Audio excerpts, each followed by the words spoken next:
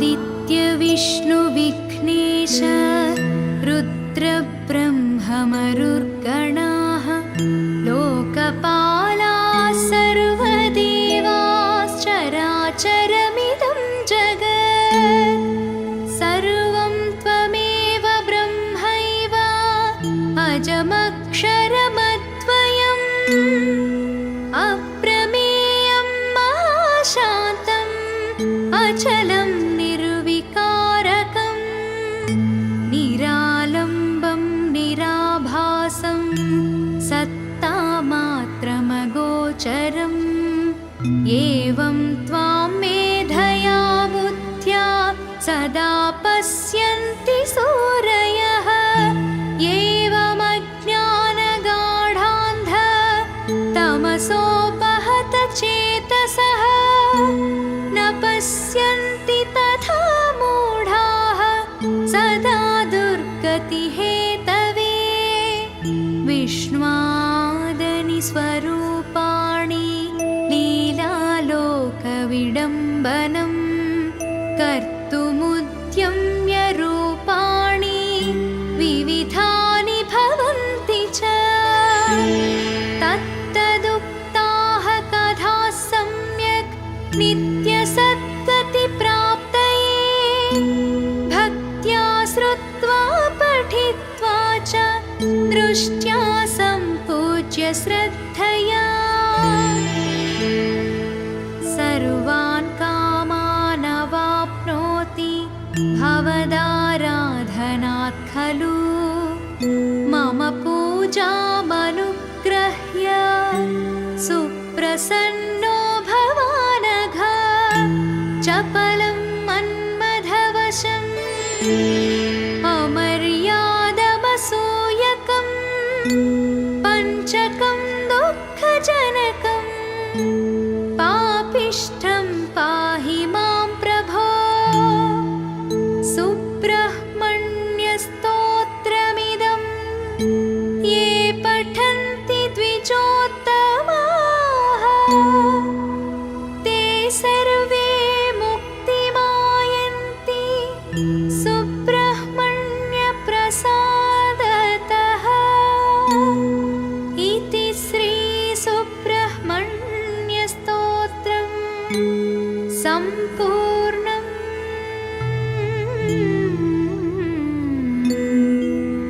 फलमु ज्ञानप्राप्ति मोक्षप्राप्ति।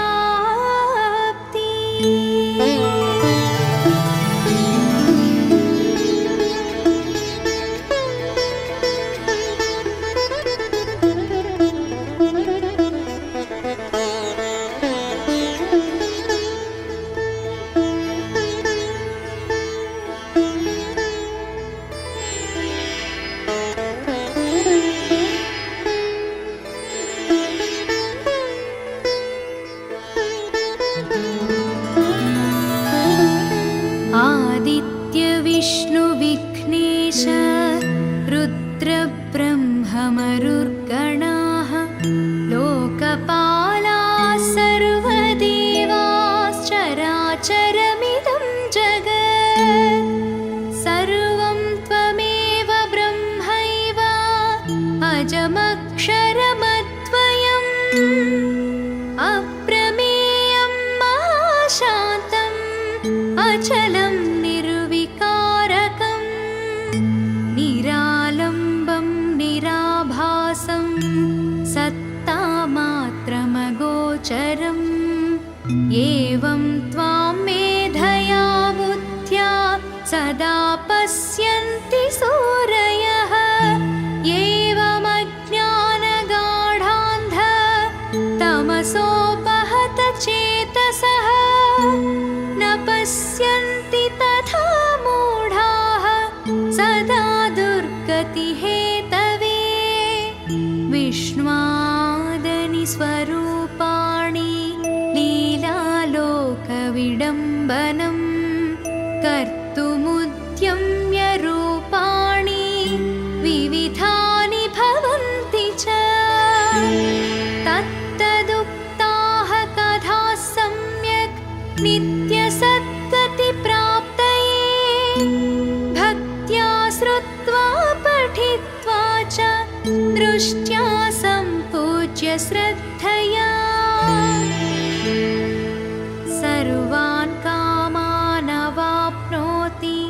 भवदाराधनात् खलु मम पूजामनुग्रह्य सुप्रसन्नो भवानघ चपलं मन्मथवशम् अमर्यादमसूयकं पञ्चकं दुःखजनकं पापिष्ठं पाहि मां प्रभो सुब्रह्मण्यस्तोत्रमिदं ये पठन्ति द्विजोत्तमाः ते सर्वे मुक्तिमायन्ति सुब्रह्मण्यप्रसादतः इति श्रीसुब्रह्मण्यस्तोत्रम् सम्पूर्णम्।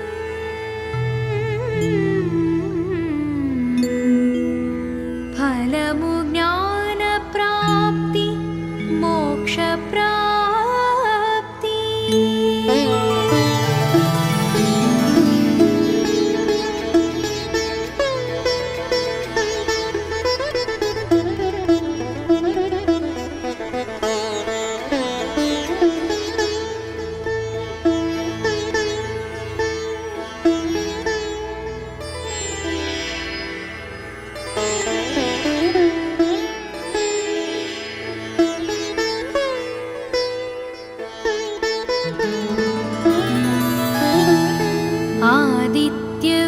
आदित्यविष्णुविघ्नेश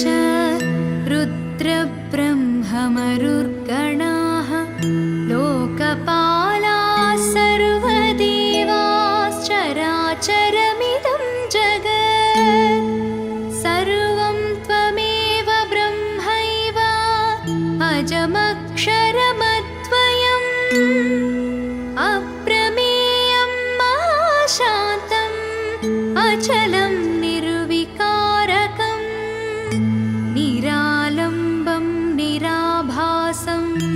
सत्तामात्रमगोचरम् एवं त्वां मेधया बुद्ध्या सदा पश्यन्ति सूरयः एवमज्ञानगाढान्ध तमसोपहत चेतसः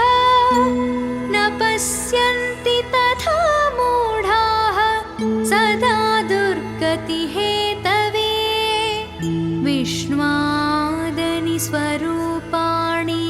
लीलालोकविडम्बनं कर्तुमुद्यम्य रूपाणि विविधानि भवन्ति च तत्तदुक्ताः कथाः सम्यक् नित्यसद्गतिप्राप्तये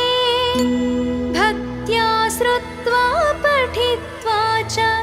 दृष्ट्या सम्पूज्य श्रद्धया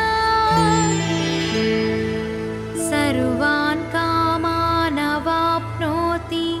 भवदाराधनात् खलु मम पूजामनुग्रह्य सुप्रसन्नो भवानघ चपलं मन्मथवशम् अमर्यादमसूयकं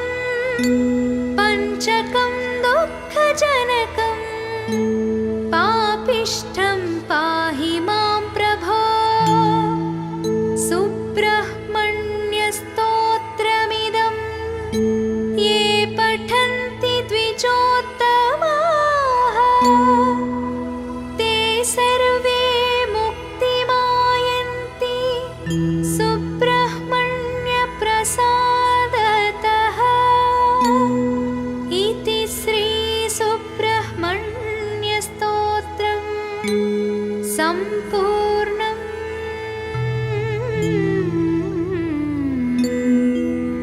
फलमु ज्ञानप्राप्ति मोक्षप्राप्ति।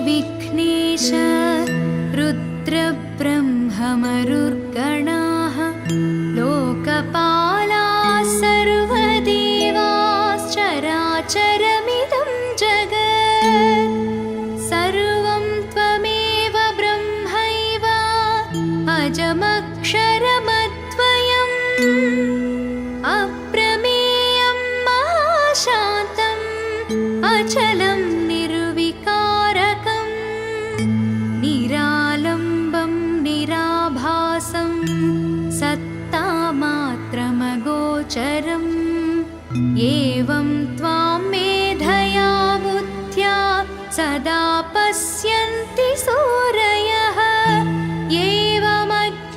एवमज्ञानगाढान्ध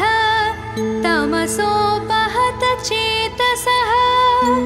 न पश्यन्ति तथा मूढाः सदा दुर्गतिहेतवे विष्णुवादनि स्वरूपाणि लीलालोकविडम्बनं कर्तुमुद्यम्य रूपाणि विविधानि भवन्ति च तत्तदुक्ताः कथाः सम्यक् नित्यसद्गतिप्राप्तये भक्त्या श्रुत्वा पठित्वा च दृष्ट्या सम्पूज्य श्रद्धया सर्वान् कामान् अवाप्नोति भवदाराधनात् खलु मम पूजामनुग्रह्य सुप्रसन्नो भवानघ चपलं मन्मथवशम् अमर्यादमसूयकं पञ्चकं दुःखजनकं पापिष्ठं पाहि मां प्रभो सुब्रह्मण्यस्तोत्रमिदं ये पठन्ति द्विजोत्तमाः ते सर्वे मुक्तिमायन्ति सुब्रह्मण्यप्रसादतः इति श्रीसुब्रह्मण्यस्तोत्रम् सम्पूर्णम्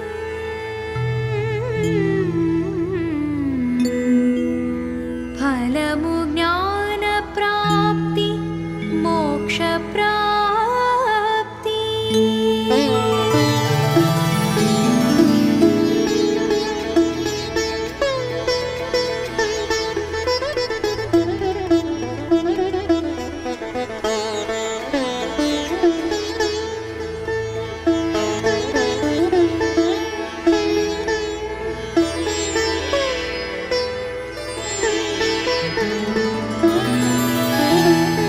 आदित्य विष्णु विघ्नेश रुद्रब्रह्ममरुर्गणाः लोकपालाः सर्वदेवाश्चराचरमिदं जगत् सर्वं त्वमेव ब्रह्मैव